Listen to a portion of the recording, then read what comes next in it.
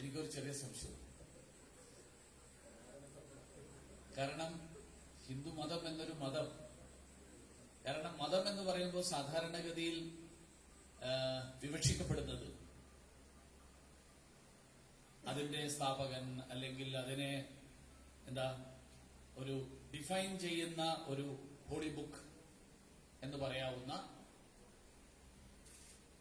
കാര്യങ്ങൾ. അങ്ങനെ ഒരു കാര്യം ഈ ഹിന്ദുമതം എന്ന് പറയുന്നതിനില്ല. നിങ്ങൾക്ക് ഞാൻ ഈശ്വര വിശ്വാസിയാണ്, ശരി, നിങ്ങൾക്ക് ഹിന്ദു ആവാം. ഞാൻ ഈശ്വരനിൽ വിശ്വസിക്കുന്നില്ല, അപ്പോഴും ഹിന്ദു ആവാം. ഞാൻ വിഗ്രഹാരാധനയിൽ വിശ്വസിക്കുന്നു, ഹിന്ദു ആവാം. ഞാൻ ഒരു വിഗ്രഹത്തിലും വിശ്വസിക്കുന്നില്ല, നിരാകാരമായിട്ടുള്ള പരബ്രഹ്മത്തിലാണ് വിശ്വസിക്കുന്നത്, ഹിന്ദു ആവാം.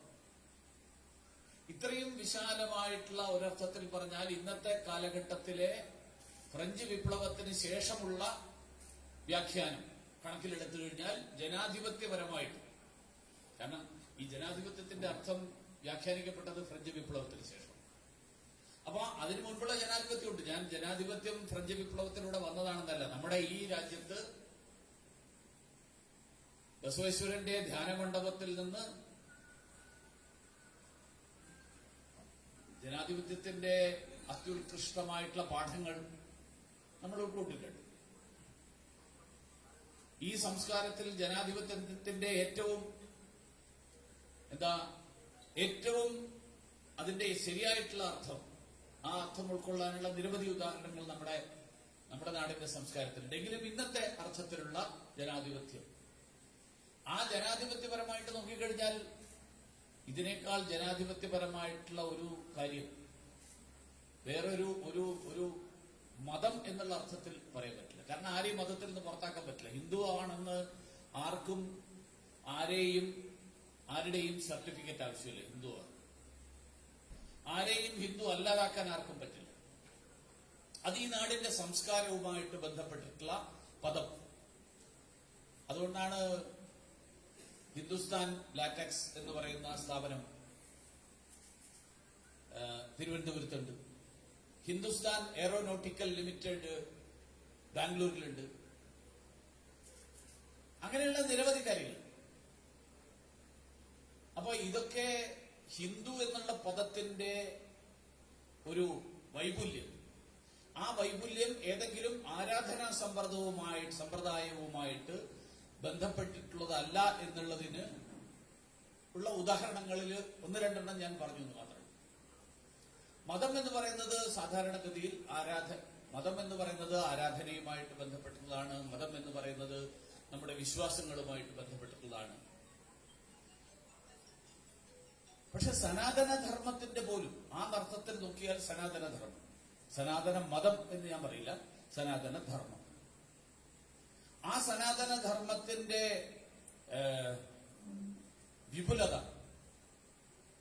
അതിന്റെ വൈപുല്യം, ആ വൈപുല്യം ആണ് ഭാരതത്തിന് ഏത് മതത്തിൽപ്പെടുന്ന ആളുകളെയും കൈനീട്ടി സ്വീകരിക്കാനും അവർക്കിവിടെ അവരുടേതായിട്ടുള്ള ആരാധനാ മാർഗങ്ങൾ പിന്തുടരാനും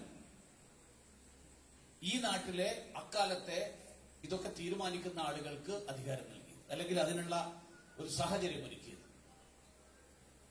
ലോകത്തെല്ലായിടത്തും പീഡിപ്പിക്കപ്പെട്ട ആളുകൾ അവര് അഭയം തേടി വന്നത് ഭാരതത്തിലാണ്. അവിടെയൊന്നും നിൽക്കാൻ പറ്റാതെ ഓടിപ്പോന്ന ആളുകൾ, ആ ഓടിപ്പോന്ന ആളുകൾക്ക് ആശ്രയമേകിയത് ഈ നാടാണ്.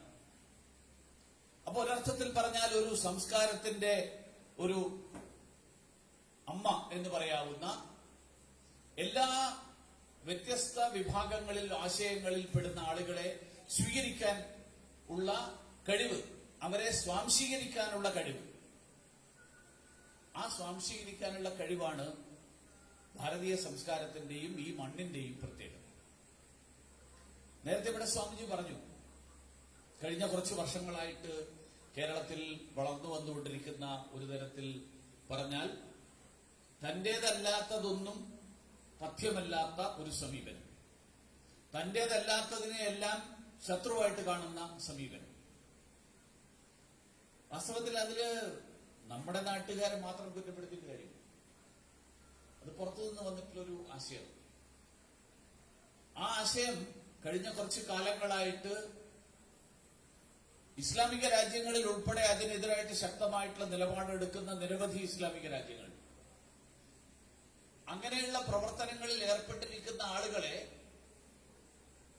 ഇസ്ലാമിക രാജ്യങ്ങളിൽ ഇസ്ലാമിക രാജ്യങ്ങൾ എന്ന് പറയപ്പെടുന്ന എല്ലാ രാജ്യങ്ങളും ഈ പറഞ്ഞ ഇന്നത്തെ ഈ കാലഘട്ടത്തിലെ ഒരു വഹാബിസം എന്ന് പറയുന്ന ഒരു ചിന്താധാര, ഭീകരവാദത്തിൽ അടക്കം എത്തി നിൽക്കുന്ന ഒരു ചിന്താധാര, ISIS പോലെ അല്ലെങ്കിൽ അൽ ഖൈദ പോലെയുള്ള പ്രസ്ഥാനങ്ങൾ, ആ പ്രസ്ഥാനങ്ങൾ സമൂർത്ത രൂപം പൂണ്ടുകൊണ്ട് മറ്റെല്ലാറ്റിനെയും ശത്രുതാ മനോഭാവത്തോടുകൂടി, മറ്റെല്ലാറ്റിനെയും എന്ന് ഞാൻ പറയുമ്പോ മറ്റ് മതങ്ങളല്ല, ഇസ്ലാമിലെ തന്നെ ഇത്തരത്തിലുള്ള പ്രവണതകളോട് യോജിക്കാത്തവരെ മുഴുവൻ തന്നെ ശത്രുതയോടുകൂടി കാണുന്ന ഒരു സാഹചര്യം. ഇന്ന് ലോകത്തിലെ ഏറ്റവും വലിയ ഏറ്റുമുട്ടലുകൾ നടക്കുന്നത്, ആ ഏറ്റുമുട്ടലുകൾ ഒന്നും തന്നെ മതങ്ങൾ തമ്മിൽ വലിയ ഏറ്റുമുട്ടലുകളൊന്നും നടക്കുന്നില്ല. ഹിന്ദുക്കളും മുസ്ലിങ്ങളും എന്ന് പറയുന്ന ആൾക്കാർ ലോകത്തിൽ എവിടെയെങ്കിലും തമ്മിൽ ഏറ്റുമുട്ടി ആയിരക്കണക്കിന് ആൾക്കാർ കൊല്ലപ്പെട്ടു എന്ന് നമുക്ക് പറയാൻ പറ്റില്ല. ക്രൈസ്തവ ഇസ്ലാമിക പ്രശ്നങ്ങളുണ്ട് ലോകത്തിന്റെ പല സ്ഥലങ്ങളിൽ. ഏറ്റവും വലിയ ഏറ്റുമുട്ടൽ നടക്കുന്നത് ക്രൈസ്തവ ഇസ്ലാമിക. പക്ഷെ ആ ഇസ്ലാമിക എന്ന് പറയുന്ന ശക്തികൾ പോലും ഇസ്ലാമിക രാജ്യങ്ങളിൽ പല സ്ഥലത്തും അവരെ കണ്ടാൽ പിടിച്ചകത്തിടും, ജയിലിൽ. അങ്ങനെയുള്ള ശക്തികൾ പല സ്ഥലങ്ങളിലും. അപ്പൊ ഇതൊരു ഒരു എന്താ മതത്തിന്റെ ഏറ്റവും പരിശുദ്ധമായിട്ടുള്ള രൂപം, ഏറ്റവും അടിസ്ഥാനപരമായിട്ടുള്ള രൂപം എന്നുള്ള പേരിലാണ് അത് തുടങ്ങിയതെങ്കിലും അത് ക്രമേണ ഒരു അസഹിഷ്ണുതയുടെയും അത് ക്രമേണ മറ്റൊന്നിനെയും അംഗീകരിക്കാത്തതുമായിട്ടുള്ള ഒരു സമീപനത്തിലേക്ക് നീങ്ങി. അത് ആണ് ദൗർഭാഗ്യവശാൽ ഒരു കൂട്ടം ആളുകളെങ്കിലും നമ്മുടെ നാട്ടിലടക്കം അതിനെ പിന്തുടർന്നു കൊണ്ടുപോകാൻ സന്നദ്ധരായിട്ട് വരുമ്പോഴാണ് കേരളത്തിൽ ഉൾപ്പെടെ ഇത്തരത്തിലുള്ള സംഭവങ്ങൾ നടക്കുന്നത്. നമ്മുടെ സംസ്കാരത്തിൽ നമ്മൾ ഒരിക്കലും പറഞ്ഞിട്ടില്ല ഞാൻ തെരഞ്ഞെടുത്തിരിക്കുന്ന വഴി മാത്രമാണ് ശരി, മറ്റെല്ലാ വഴികളും തെറ്റാണ്. നമ്മുടെ നാട്ടിൽ ആർക്കും ഒരിക്കലും വിയോജിക്കാനുള്ള സ്വാതന്ത്ര്യമാണ് ജനാധിപത്യത്തിന്റെ അവകാശം എന്ന് പറയുന്ന ആധുനിക ജനാധിപത്യത്തിന്റെ ആശയങ്ങൾ. ആ ആശയങ്ങൾ ഈ നാട്ടിൽ നൂറ്റാണ്ടുകൾക്ക് മുമ്പിട്ട്. അതുകൊണ്ടാണല്ലോ ഏകം സത് വിപ്ര ബഹുധാ വദന്തി എന്ന് പറഞ്ഞത്. സത്യമൊന്നാണ്, അത് പണ്ഡിതന്മാർ പലതരത്തിൽ വ്യാഖ്യാനിക്കും. വ്യാഖ്യാനിക്കാനുള്ള അവകാശമുണ്ട്. കാരണം ഞാൻ എവിടെ നിന്ന് നോക്കുന്നു എന്നുള്ളതിനനുസരിച്ചിട്ടാണ് എന്റെ വീക്ഷണം ഉണ്ടാവുന്നത്. ഉദാഹരണത്തിന് നമ്മൾ ഉപയോഗിക്കുന്ന ഒരു വാക്കുണ്ട് മധ്യപൂർവേഷ്യ എന്നാണ് പറയുന്നത്. എവിടെ? നമ്മുടെ ഈ ഗൾഫ് നാടുകളെ കുറിച്ച് പറയുന്നത് മിഡിൽ ഈസ്റ്റ് എന്നാണ് പറയുന്നത്. എങ്ങനെയാ വാക്ക് വന്നത്? നമ്മുടെ ഇന്ത്യയിൽ നിന്ന് നോക്കിയാൽ ഈ ഗൾഫ് രാജ്യങ്ങൾ എന്ന് പറയുന്ന പ്രദേശം അത് കിഴക്കോട്ടേക്ക് നോക്കിയിട്ട് കിഴക്കിന്റെ മധ്യഭാഗത്ത് എന്നാണല്ലോ അർത്ഥം. മിഡിൽ ഈസ്റ്റ് എന്ന് പറഞ്ഞാൽ മധ്യപൂർവ്വ ഏഷ്യ എന്ന് പറഞ്ഞാൽ കിഴക്കിന്റെ മധ്യം ആണോ? നമ്മുടെ കിഴക്കല്ലല്ലോ, നമ്മുടെ പടിഞ്ഞാറാണ്.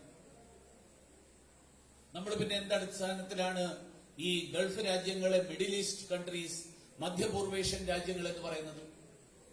ഈ പ്രയോഗം വന്നത് ബ്രിട്ടീഷുകാരിൽ നിന്നാണ്. ബ്രിട്ടീഷുകാർക്ക് കിഴക്ക് എന്ന് പറഞ്ഞാൽ ഇന്ത്യ കിഴക്കാണ്, അല്ലെങ്കിൽ മലേഷ്യ കിഴക്കാണ്, അല്ലെങ്കിൽ ജപ്പാനിലേക്ക് പോകുമ്പോ ഫാർ ഈസ്റ്റായി. നമ്മൾ ഈസ്റ്റാണ്, അവർ ഫാർ ഈസ്റ്റാണ്. അപ്പൊ അവർക്ക് മിഡിൽ ഈസ്റ്റ് ആണ്. ബ്രിട്ടീഷുകാരുടെ മിഡിൽ ഈസ്റ്റ് ആയിരുന്നു ഗൾഫും ഗൾഫ് രാജ്യങ്ങളും. പക്ഷെ ബ്രിട്ടീഷുകാർ പറഞ്ഞത് കേട്ട് നമ്മൾ പറഞ്ഞു തുടങ്ങി മിഡിൽ ഈസ്റ്റ്. ഞാൻ പറഞ്ഞു വന്നതിന്റെ അർത്ഥം എവിടെ നിന്ന് നോക്കുന്നു എന്നുള്ളതിനനുസരിച്ചിട്ടാണ്. സത്യമൊന്നാണ്, ഗൾഫ് രാജ്യങ്ങളുടെ സ്ഥാനത്തിൽ മാറ്റമൊന്നുമില്ല. ഇവിടെ നിന്ന് നോക്കിയാൽ അവിടെ നോക്കിയാലും. പക്ഷെ അത് എങ്ങനെ പറയണം എന്നുള്ള കാര്യത്തിൽ വ്യത്യാസമുണ്ട്. ഒരു ഇന്ത്യക്കാരൻ ഗൾഫ് രാജ്യങ്ങളെ കുറിച്ച് പറയുമ്പോ മിഡ് വെസ്റ്റ് എന്ന് പറയണമായിരുന്നു. ബ്രിട്ടീഷുകാരൻ പറയുമ്പോൾ മിഡിൽ ഈസ്റ്റ് എന്ന് പറയുന്നത് അവൻ നോക്കുന്ന സ്ഥലത്ത് നിന്ന് നോക്കിയാൽ ആ സ്ഥലത്ത് നിന്ന് നോക്കുമ്പോൾ അത് മിഡിൽ ഈസ്റ്റ് ആയിട്ട് അവന് തോന്നും. ഇതേപോലെയാണ് സത്യവും.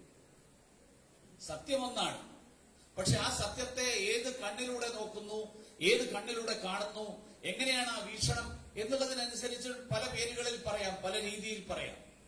പക്ഷെ സത്യം ഒന്നേ ഉള്ളൂ, സത്യം സത്യമല്ലാതെ.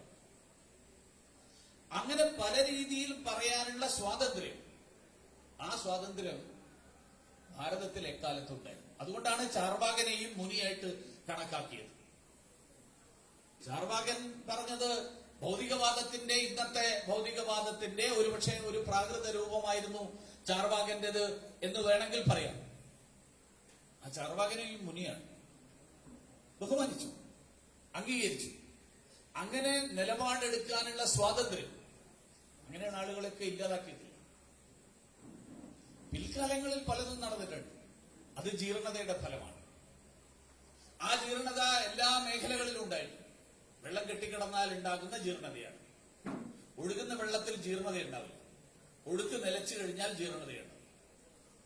വൈദേശിക ആക്രമണങ്ങൾ നടന്നപ്പോ പ്രതിരോധത്തിന് വേണ്ടിയിട്ട് സ്വീകരിച്ച മാർഗങ്ങൾ, ആ പ്രതിരോധത്തിന് വേണ്ടിയിട്ട് സ്വീകരിച്ച മാർഗങ്ങൾ അനാചാരങ്ങളായി. രജപുത്ര വനിതകൾ സ്വന്തം അഭിമാനത്തെ സംരക്ഷിക്കാൻ വേണ്ടിയിട്ട് ആചരിച്ച മാർഗം ജോഹർ, അത് പിന്നീട് സതിയായി. അതിനെ ഇല്ലാതാക്കാൻ ഇതേ സംസ്കാരത്തിൽ നിന്ന് നിരവധി ആളുകൾ ഉയർന്നു വന്നു. രാജാറാം മോഹൻ റോയെ പോലെയുള്ള ആളുകൾ. അതുകൊണ്ട് ഞാൻ പറയുന്നത്, നമ്മുടെ സംസ്കാരത്തിന് സ്വയം ശുദ്ധീകരണത്തിനുള്ള ഒരു കഴിവ്, ആ കഴിവ് ഈ സംസ്കാരത്തിൻ്റെതായിട്ടുണ്ടായിരുന്നു. ഒരിക്കലും ജീർണതയെ അംഗീകരിച്ചുകൊണ്ട് അതിനെ പിൻപറ്റി പോകാൻ എക്കാലം തുനിഞ്ഞില്ല. ഗുരുദേവനും ചെയ്തത് അതാണ്. ഗുരുദേവൻ ഈ പ്രപഞ്ചത്തിൽ മുഴുവൻ നിലനിൽക്കുന്ന ശക്തി, ആ ശക്തി മനുഷ്യരെ എല്ലാവരെയും ആ ശക്തിയുടെ പ്രതിരൂപമായിട്ട് കാണുന്ന, ആ അംശം ഉൾക്കൊള്ളുന്ന, അമൃതസ്യ പുത്ര എന്ന് സ്വാമി വിവേകാനന്ദൻ വിശേഷിപ്പിച്ച,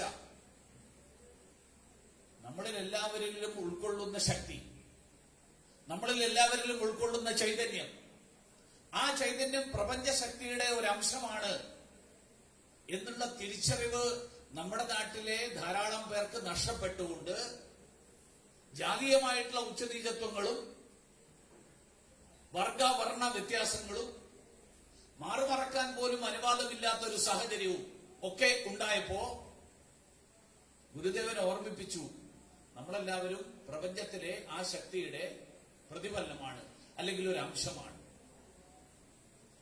അത് ഓർമ്മിപ്പിക്കാൻ വേണ്ടിയിട്ടുള്ള ശ്രമം, ആ ശ്രമം ഗുരുദേവൻ നടത്തിയപ്പോ അത് സാമൂഹ്യ നവോത്ഥാനം എന്ന് ചില ആളുകൾ വിളിച്ചു. അതുകൊണ്ടാണ് 1888 ശിവഗിരിയിൽ അരുവിപ്പുറത്ത് ശിവപ്രതിഷ്ഠ നടത്തിയപ്പോ, ശിവപ്രതിഷ്ഠ നടത്താനുള്ള അധികാരത്തെ ചോദ്യം ചെയ്ത ആളുകളോട് ഗുരുദേവൻ വളരെ ഒരു ഔദ്ധത്യത്തോടുകൂടി അല്ല പറഞ്ഞത്. ഗുരുദേവൻ വളരെ സാധാരണയായിട്ട് പറഞ്ഞു, ഞാൻ പ്രതിഷ്ഠിച്ചത് എന്റെ ശിവനെയാണ്, എന്റെ ശിവനെയാണ് പ്രതിഷ്ഠിച്ചത്. നിങ്ങൾക്ക് നിങ്ങളുടെ ശിവനെ പ്രതിഷ്ഠിക്കാം, നിങ്ങൾക്ക് നിങ്ങളുടെ ശിവനെ ആരാധിക്കാം. അപ്പൊ പല മാർഗങ്ങളിലൂടെ അവസാനം ഒരേ സ്ഥലത്ത് എത്തിച്ചേരുന്ന സങ്കല്പം, ഭാരതീയ സങ്കല്പം. അപ്പൊ മാർഗം പലതാകാം എന്നുള്ളത് അംഗീകരിച്ചിട്ടുള്ള ഒരു ധർമ്മം, ഒരു സംസ്കാരം, അത് ഭാരതീയ സംസ്കാരമാണ്. അതാണ് സനാതനം. മാർഗം ഒന്നേ ഉള്ളൂ എന്ന് പറയുമ്പോഴാണ് തർക്കങ്ങൾ വരുന്നത്, അപ്പോഴാണ് അസഹിഷ്ണുത വരുന്നത്, അപ്പോഴാണ് ഈ പറഞ്ഞ രീതിയിലുള്ള എന്റേതല്ലാത്തതെല്ലാം തെറ്റാണ് എന്ന് പറയുന്ന രീതി വരുന്നത്.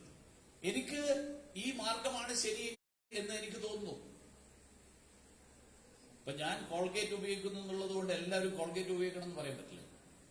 എനിക്കിഷ്ടം പെപ്സഡന്റ് ആണെങ്കിൽ പെപ്സഡന്റ്, എനിക്കിഷ്ടം നമ്പൂതിരിയുടെ പൽപ്പൊടിയാണെങ്കിൽ നമ്പൂതിരിയുടെ പൽപ്പൊടി. വിശ്വാസത്തിന്റെ കാര്യത്തിലും ഇതൊക്കെയാവാം, ആരാധനാ രീതിയുടെ കാര്യത്തിലും ഇതൊക്കെയാവാം. കാരണം എന്റെ മനസ്സിന് ശാന്തി തരുന്ന ആരാധനാ രീതി, എന്റെ മനസ്സിന് ശാന്തി തരുന്ന ആരാധന രീതി ഏതാണോ ആ ശാന്തി തരുന്ന നൽകുന്ന മനസ്സിന് സമാധാനം നൽകുന്ന പ്രപഞ്ചവുമായിട്ട് ചേർന്ന് നിൽക്കാൻ എനിക്ക് പ്രേരണ നൽകുന്ന എന്നെ ആ തലത്തിലേക്ക് ഉയർത്താൻ കഴിയുന്ന ആരാധനാ രീതി. ആ രീതിയുടെ പേരിൽ എന്തിന് തർക്കിക്കണം? ആ രീതിയുടെ പേരിൽ എന്തിന് പരസ്പരം ഏറ്റുമുട്ടണം? കാരണം ആത്യന്തികമായിട്ട് എല്ലാവരും എത്തുന്നത് ഒരേ സ്ഥലമാണ്. ലക്ഷ്യമൊന്നാണ്, മാർഗം പലതാകാം. എനിക്ക് തോന്നുന്നിരിക്കട്ടെ ഈ മാർഗത്തിലൂടെയല്ല പോകേണ്ടിയിരുന്നത് എന്ന് നാളെ തോന്നിക്കഴിഞ്ഞാൽ മാർഗം മാറി സഞ്ചരിക്കാം. ഈ ഒരു സ്വാതന്ത്ര്യം, ഈ സർവമത സമ്മേളനം എന്നുള്ള ആശയത്തിന്റെ പിന്നിൽ ഏതു മാർഗവും ആകാം, മാർഗങ്ങൾ സ്വീകരിക്കുന്നതിൽ അവരവരുടെ സ്വാതന്ത്ര്യം, ആ സ്വാതന്ത്ര്യത്തെ അംഗീകരിക്കുന്നതാണ് സർവമത സമ്മേളനത്തിന്റെ അന്തസ്സത്ത. മാർഗം ഒന്നായി കഴിഞ്ഞാൽ, ഒന്ന് മാത്രമേ ആകാവൂ എന്ന് പറഞ്ഞാൽ വീണ്ടും ജീർണത വരും, വീണ്ടും അസഹിഷ്ണുത വരും. ഈ മാർഗം ഒന്നേ ആകാവൂ എന്നുള്ള ചില വൈദേശിക ചിന്തകളാൽ പ്രേരിപ്പിക്കപ്പെട്ടിട്ടുള്ള ആശയങ്ങൾ, അത് നമ്മുടെ നാട്ടിലേക്ക് കടന്നു വരുന്നതാണ് നമ്മുടെ ഇന്നത്തെ അസഹിഷ്ണുതയുടെയും നേരത്തെ ഇവിടെ സ്വാമിജി സൂചിപ്പിച്ചതുപോലെയുള്ള അക്രമങ്ങളുടെയും ഒക്കെ അടിസ്ഥാനമായിട്ട് മാറിയിട്ടുണ്ട്. അവരെല്ലാവരും എന്റെ ശത്രുക്കളാണ് എന്ന് പറയുന്നത് തന്നെ ആശാസ്യമായിട്ടുള്ളൊരു കാര്യം. ആ നിലപാട് തന്നെ ശരിയല്ല. ജനാധിപത്യപരമായിട്ട് അല്ലെങ്കിൽ നമ്മുടെ നാടിന്റെ സംസ്കാരത്തിന്റെ അടിസ്ഥാനത്തിൽ നോക്കിയാൽ മാർഗം ഏത് തിരഞ്ഞെടുക്കാനും ഓരോരുത്തർക്കും അവരവരുടേതായിട്ടുള്ള സ്വാതന്ത്ര്യം. ആ സ്വാതന്ത്ര്യം 1947 ഇന്ത്യ സ്വാതന്ത്ര്യം കിട്ടിയ 1950 റിപ്പബ്ലിക്കായി 49 നവംബർ 26 ഭരണഘടന അംഗീകരിച്ചത് കൊണ്ട് കിട്ടിയതല്ല. അതിനു മുൻപ് തന്നെ ഈ നാട്ടിന്റെ സംസ്കാരത്തിൽ അതുണ്ടായിരുന്നു. ആ സംസ്കാരത്തിൽ ഉണ്ടായിരുന്നത് കൊണ്ടാണ് ഗുരുദേവൻ 1924 സർവമത സമ്മേളനം, ആ സർവമത സമ്മേളനം ഈ ആലുവയിലെ അദ്വൈതാശ്രമത്തിൽ നടത്താൻ സാധിച്ചത്. അതിന്റെ പ്രസക്തി ഇന്ന് ഒട്ടും കുറഞ്ഞിട്ടില്ല എന്ന് വിശ്വസിക്കുന്ന ഒരാളാണ് ഞാൻ. കാരണം ഈ എല്ലായ്പ്പോഴും പ്രശ്നങ്ങൾ അന്നുണ്ടായിരുന്ന സാഹചര്യങ്ങൾ മാറും, പക്ഷെ പുതിയ സാഹചര്യം വരും. പക്ഷെ ആ പുതിയ സാഹചര്യം വരുമ്പോ പുതിയ പ്രശ്നങ്ങളോട് ആ ആശയം ഉൾക്കൊണ്ടുകൊണ്ടുള്ള പുതിയ പ്രതികരണങ്ങൾ, ആ പ്രതികരണങ്ങൾ ഉണ്ടാവണം. അങ്ങനെ ഒരു പ്രതികരണം ഉണ്ടാകാൻ അതിനു വേണ്ടിയിട്ട് നമ്മുടെ നാട്ടിൽ എല്ലാവരുടെയും കൂട്ടായിട്ടുള്ള ചിന്ത, അതിന് ഗുരുദേവന്റെ ആശയങ്ങളെക്കാൾ പ്രസക്തമായിട്ടുള്ള മറ്റൊരു ആശയമില്ല. കാരണം അതാണ് ഗുരുദേവൻ. ഞാൻ ദൈവദശകത്തിലെ ഒറ്റ വാക്ക് പറയാം. നീയല്ലോ സൃഷ്ടിയും സൃഷ്ടാവായതും സൃഷ്ടിജാലവും. സൃഷ്ടാവിനെയും സൃഷ്ടിയെയും തുല്യമായിട്ട് കണക്കാക്കാൻ സനാതനധർമ്മത്തിലല്ലാതെ മറ്റെവിടെയെങ്കിലും സാധിക്കും. കാരണം സൃഷ്ടി എപ്പോഴും സൃഷ്ടാവിനേക്കാൾ അല്പം കുറഞ്ഞതാണ്, താഴ്ന്നതാണെന്നുള്ളതാണ് സാധാരണഗതിയിൽ ഏത് ചിന്താധാരയിലും ഉയർന്നു വരുന്ന ആശയം. സൃഷ്ടിയും സൃഷ്ടാവും സൃഷ്ടിജാലവും ഇതെല്ലാം നീയാണ് എന്ന് പറഞ്ഞാൽ ഇതിലെല്ലാം ഉൾക്കൊള്ളുന്നത് അതേ ശക്തിയാണ്, ഒരേ ശക്തിയാണ്. ആ സൃഷ്ടിയിലുള്ളത് തന്നെയാണ് സൃഷ്ടാവിലുണ്ടായിരുന്നത്. ഇതിനേക്കാൾ ഉദാത്തമായിട്ടുള്ളൊരു ചിന്ത, അതാണ് നേരത്തെ വിശുദ്ധാനന്ദ സ്വാമികൾ പറഞ്ഞത്. അപ്പൊ ഈ ഗുരുദേവ ചിന്തയാണ് ഇന്നത്തെ ലോകത്തിന്റെ പ്രശ്നങ്ങൾക്കുള്ള പരിഹാരം. അത് പല മാർഗങ്ങളിലൂടെ നമുക്ക് ഓരോ ദിവസവും ബോധ്യമാവുകയാണ്, പല മാർഗങ്ങളിലൂടെ. ഇന്ന് തർക്കം ഇന്ത്യക്കകത്തല്ല, ഇന്ന് തർക്കം അന്താരാഷ്ട്ര തലത്തിലാണ്.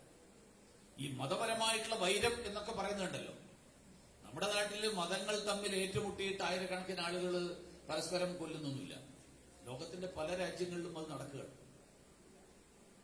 ലോകത്തിലെ പല രാജ്യങ്ങളും, ഇറാഖിൽ നടക്കുന്ന യുദ്ധമാണെങ്കിലും പല സ്ഥലങ്ങളിലും നടക്കുന്ന യുദ്ധങ്ങൾ, ഈ യുദ്ധങ്ങൾ രണ്ട് മതങ്ങൾ തമ്മിലേ അല്ല. അപ്പൊ അവിടെ ഈ സമാധാനത്തിനുള്ള, അപ്പോ അവിടെയുള്ള പ്രശ്നത്തിനുള്ള പരിഹാരം ഉൾപ്പെടെ ഗുരുദേവന്റെ സന്ദേശമാണ്. പക്ഷെ ദൗർഭാഗ്യവശാൽ കഴിഞ്ഞ ദിവസം നമ്മുടെ ബഹുമാന്യനായിട്ടുള്ള ഗവർണർ ഒരു അനൗപചാരിക സംഭാഷണത്തിനിടയിൽ എന്നോട് പറഞ്ഞല്ല, അദ്ദേഹം മറ്റ് കുറച്ച് കേന്ദ്രമന്ത്രിമാരും കൂടെ ഉണ്ടായിരുന്നു, അവരോടൊക്കെ കൂടി പറഞ്ഞു, ഞാൻ കേരളത്തിൽ വന്നതിന് ശേഷം എന്റെ ഏറ്റവും വലിയ തിരിച്ചറിവ് ശ്രീനാരായണ ഗുരുദേവന്റെ സന്ദേശങ്ങളിൽ നിന്ന് കിട്ടിയിട്ടുള്ള തിരിച്ചറിവാണ്. അദ്ദേഹം പറഞ്ഞു, ദൗർഭാഗ്യവശാൽ ഈ മലയാളികൾ ഗുരുദേവന്റെ ചിന്തകളെ ആ തലത്തിലേക്ക് എത്തിക്കുന്നതിൽ വിജയിച്ചില്ല. ഭാഷയുടെ പ്രശ്നമാണോ വേറെന്തെങ്കിലും പ്രശ്നമാണോ അതിനെക്കുറിച്ച് അദ്ദേഹം പറഞ്ഞില്ല. അദ്ദേഹം പറഞ്ഞു, ഇന്ത്യയിൽ ഉണ്ടായിട്ടുള്ള നിരവധി നവോത്ഥാന ശ്രമങ്ങൾ, അല്ലെങ്കിൽ ആ തരത്തിലുള്ള ശ്രമങ്ങൾ, ആ ശ്രമങ്ങളെല്ലാം എടുത്തു നോക്കിക്കഴിഞ്ഞാൽ ഗുരുദേവന്റെ ചിന്തകൾ, ഇത്രയും ആഴത്തിലുള്ള ചിന്തകൾ, അത് എനിക്ക് മറ്റൊരു രാജ്യത്തിന്റെ മറ്റൊരു ഭാഗത്തും ആരിൽ നിന്നും എനിക്ക് അറിയാൻ കഴിഞ്ഞിട്ടില്ല. ദൗർഭാഗ്യവശാൽ അത് കേരളത്തിന്റെ അതിർത്തിക്കപ്പുറത്തേക്ക് പരിമിതമായിട്ടുള്ള തോതിൽ നമ്മളെല്ലാവരും കൂടി പരിശ്രമിക്കുന്നു, ചെയ്യുന്നു. ഇപ്പോ ബഹുമാനായിട്ടുള്ള വിശുദ്ധാനന്ദ സ്വാമികൾ പത്മശ്രീ ആദരിച്ചപ്പോ പല ആൾക്കാരും അന്വേഷിച്ചു, ഇതാരാണ്, എന്താണ്? അപ്പൊ ശിവഗിരി മഠം, ശ്രീനാരായണ ഗുരുദേവൻ. പാർലമെന്റിന്റെ സെൻട്രൽ ഹാളിൽ രാഷ്ട്രപതി ജാതിഭേദദ്വേഷം ഏതുമില്ലാതെ സർവരും സോദരത്വേന വാഴുന്ന മാതൃകാ സ്ഥാനമാണിത് എന്ന് ചൊല്ലിയപ്പോ ആരാണിത്, എന്താണിത് ഒക്കെ അന്വേഷിച്ചു. ഇതൊക്കെ പരിമിതമായിട്ടുള്ള ശ്രമങ്ങളാണ്. പക്ഷെ അതിനപ്പുറത്തേക്ക് ഇന്ത്യയിൽ മാത്രമല്ല ലോകത്തിന് മുഴുവൻ തന്നെ വെളിച്ചം നൽകാൻ കഴിയുന്ന സന്ദേശം, ആ സന്ദേശമാണ് ഗുരുദേവ ചിന്തകൾ എന്ന് അത് എത്തിക്കാൻ വേണ്ടിയുള്ള ഉത്തരവാദിത്വം ഇന്നത്തെ തലമുറയിൽ, ഇന്ന് ഇവിടെ ജീവിക്കുന്ന ഗുരുദേവന്റെ ചിന്തകളാണ് യഥാർത്ഥ വഴി എന്ന് വിശ്വസിക്കുന്നവരടക്കം വലിയൊരു ഉത്തരവാദിത്തമാണ് നിർവഹിക്കാനുള്ളത്. അതുകൊണ്ട് ഈ സർവമത സമ്മേളനം, ഇന്നിവിടെ 98ാമത് സമ്മേളനം നടക്കുമ്പോൾ ഈ പരിശ്രമങ്ങൾ എങ്ങനെ കൂടുതൽ ഫലപ്രദമായിട്ട്, കൂടുതൽ ശക്തമായിട്ട് നടത്താൻ കഴിയും? സ്വാമിജി പറയായിരുന്നു, അടുത്ത 100 വർഷം ആചരിക്കുന്ന ഘട്ടത്തിൽ കുറെ കൂടി വിപുലമായിട്ടുള്ള രീതി ഈ സർവമത സമ്മേളനം ആലുവയിൽ മാത്രം നടത്തുക എന്നുള്ളതാണോ സ്വാമിജി ആലോചിച്ചതെന്ന് എനിക്കറിയില്ല. അതിനെ ഒരു ആഗോളതലത്തിൽ ആ ചിന്തകളും ആശയങ്ങളും എത്തിക്കാൻ വേണ്ടിയിട്ടുള്ള പരിശ്രമം, ആ പരിശ്രമമാണ് നമുക്കെല്ലാവർക്കും ഒരുമിച്ച് നിർവഹിക്കാനുള്ളത് എന്ന് മാത്രം സൂചിപ്പിച്ചുകൊണ്ട് ഞാൻ എന്റെ വാക്കുകൾ അവസാനിപ്പിക്കുന്നു. നിങ്ങളുടെ എല്ലാവരുടെയും അനുവാദത്തോടുകൂടി ഈ സമ്മേളനത്തിന്റെ ഉദ്ഘാടനം നിർവഹിച്ചതായിട്ട് വിനയപൂർവ്വം